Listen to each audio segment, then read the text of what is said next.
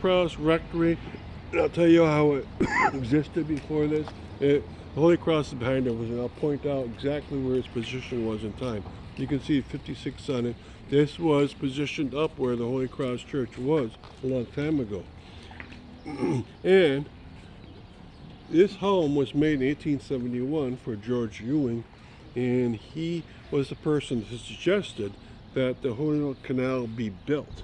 And he built this home in his retirement on top of this hill behind us, so that since there were no trees and apartments around here, he could look down and towards the east and see the Holyoke Canal in all its glory.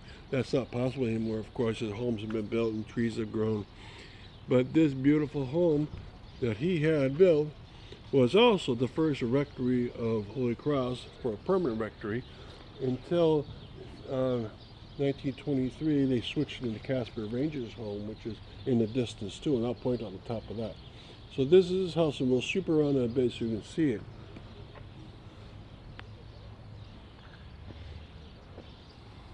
Okay, now I'll show you two things.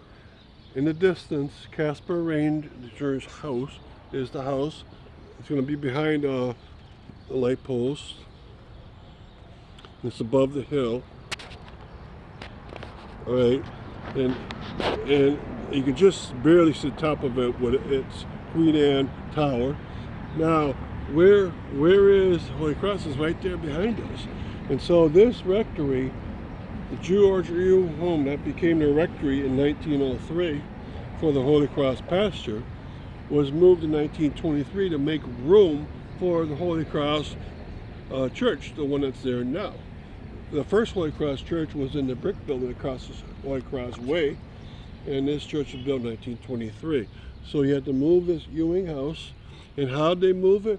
Well, the side that we just saw, this one, was on the edge of Dwight Street. So how'd they move it? They spun it in counterclockwise 90-degree fashion and put it into place right here on the edge of the road where it just barely fit in.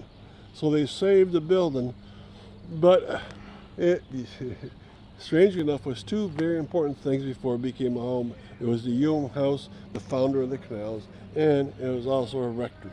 And most people would never know that. So thank you for coming here.